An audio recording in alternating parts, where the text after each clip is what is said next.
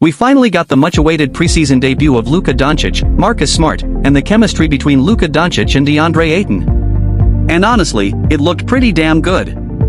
Sure, they were mostly playing against backups. The Suns basically rested their entire starting lineup and rotation. So yeah, that matters. But considering Luka had never played with Deandre before, and the Lakers were also resting a bunch of players, I actually thought things worked surprisingly well on the court.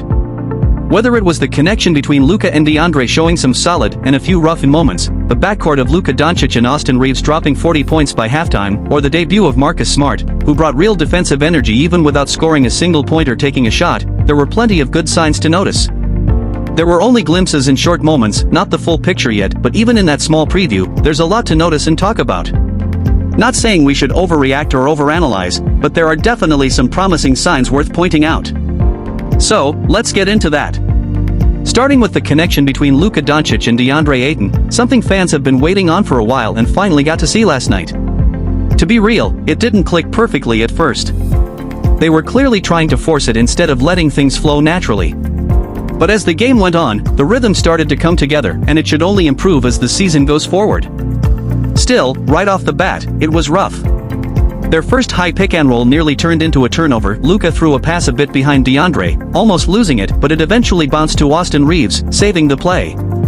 The corner. Reeves grabbed the ball, drove to the rim, and set up Deandre for an easy shot.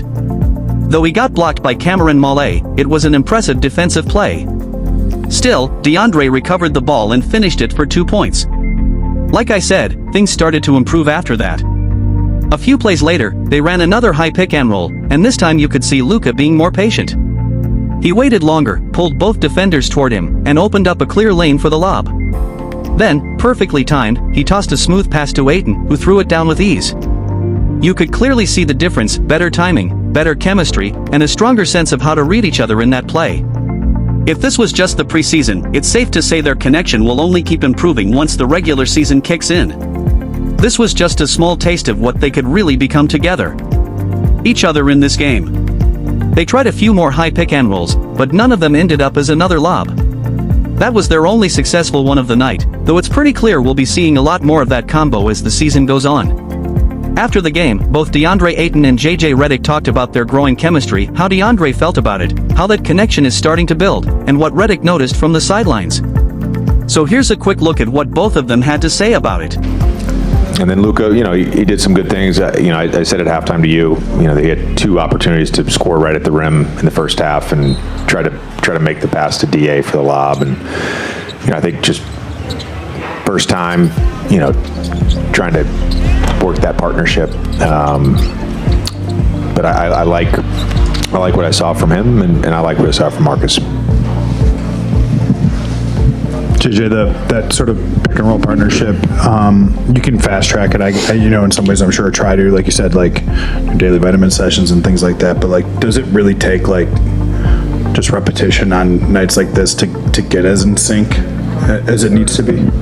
Yes, and 2 goes back to the small interactions. I thought for most of the game we were really good with that, player to player, and there has to be. Like, it's my job to help problem solve, and that's what a coach does, right? We problem solve, but some of that problem solving in real time has to happen on the court, and that's where I think there's some really positive trends for our team. Deandre, just a first chance in a game playing with Luka. We've been talking about it for a little bit. I know you've had some practices like that. What did you see, not just screen roll action, but kind of the whole thing overall for the 2 of you? How our pick and roll is getting our shooters open in the corners. How much more attention Luka draws, just being on the floor with us, and the different schemes teams throw at us when he's on the floor. I say him being communicative as well, telling us what he wants and what he sees out there, and just really picking up the pace on the offensive end as well, and giving people different good looks. A few times he was just throwing the ball up, kicking heads, whether or not he was getting turnovers, but it was just a good chance to. Like I said, it's clearly still a work in progress between them, but you can tell that both JJ Redick and Deandre Ayton are genuinely excited to see it develop. For Ayton, this connection is a huge opportunity, especially since he's in a contract year and looking to rebuild his reputation. Playing alongside Luka Dončić, one of the best pick-and-roll playmakers in the NBA, is a massive advantage for him. From a stats perspective, from an image standpoint, and even just in terms of fitting into the role the team needs, Ayton stands to gain a lot. But his growth isn't just about offense, if anything, it's going to show up even more on the defensive side and what they're building there. Need more from him on the court, especially on defense, which he's been showing plenty of during the preseason. And when talking about the Luka Dončić or Deandre Ayton connection, it's not just about offense, it's defense, too. Even though Luka looks in better shape and hopefully more locked in defensively this year, he'll still need Ayton behind him for help defense and solid communication. We actually saw a glimpse of that last night. In one play late in the second quarter, former Laker Jordan Goodwin ran a dribble handoff with a Suns big man, and Luka switched onto him. As Goodwin got past Luka and drove to the rim, Ayton stepped up perfectly, timed his help defense, and blocked the shot clean, all set up by Luka funneling him into that spot. That moment showed real chemistry between them, not just defensively but on the defensive end, too. And for another example from the same game, though, hate to single out Jordan Goodwin again, it's another play that really showed how their teamwork is starting to click. Got picked on, he actually had a solid night, putting up 24 points on 10 of 20 shooting, but Deandre Ayton definitely owned the rim against him. All three of Ayton's blocks came on Jordan Goodwin. Right after halftime, Goodwin tried driving to the basket again, this time with Marcus Smart defending him after a switch.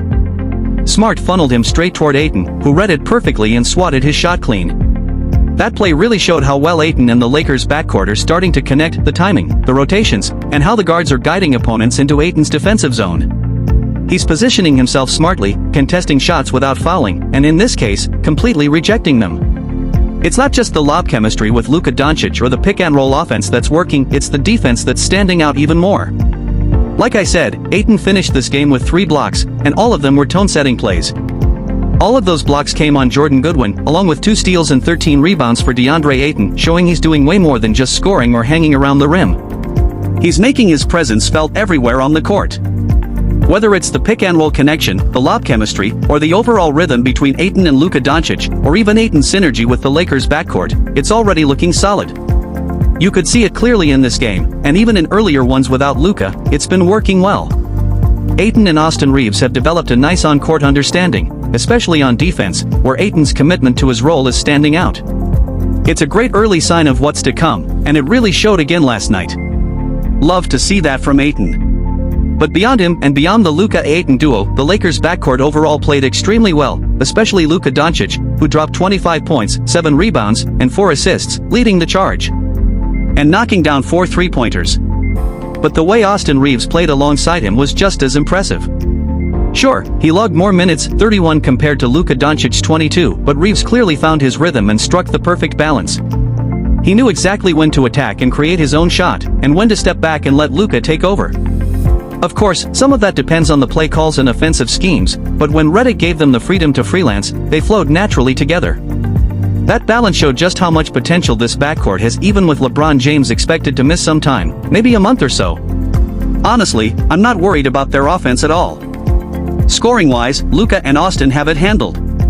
I could easily see Luka averaging 30 to 35 points per game during this stretch and Reeves putting up 20-25. No concerns there whatsoever. And when it comes to playmaking, we've already seen how well they read and set each other up. Already seen plenty of that from Luka Dončić, and even some solid chemistry between him and Deandre Ayton. Austin Reeves has proven he can be a legit secondary playmaker for this team, and now with Marcus Smart in the mix, that adds even more depth and control.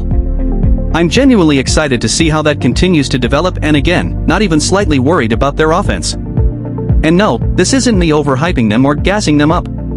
Sure, it was just a preseason game that technically doesn't count and came against a team missing most of its main rotation. But even with that context, the glimpses we saw were impressive, especially considering it was the first time Luka Dončić and Deandre Ayton played together, Marcus Smart's debut, and how all the new pieces fit in. There was a lot of good to take away, not just in terms of stats, but in how they moved, communicated, and executed their schemes on the floor. How they executed those plays with so many new faces in the lineup, and especially with Luka Dončić and Deandre Ayton running things together for the first time, was honestly impressive. They experimented with a lot of different looks last night, but most of them actually worked and showed real potential. So with all that said, what do you guys think? What stood out to you the most in this game or even throughout the entire preseason so far? How do you feel about the Luka-Ayton connection? What's your take on the new additions and what they've shown up to this point? Drop your thoughts down in the comments below. That's going to wrap things up for this one, and if you enjoyed the video, make sure to leave a like, subscribe, and hit the notification bell so you don't miss the next upload. As always, thanks for watching and have a great day or night, wherever you are.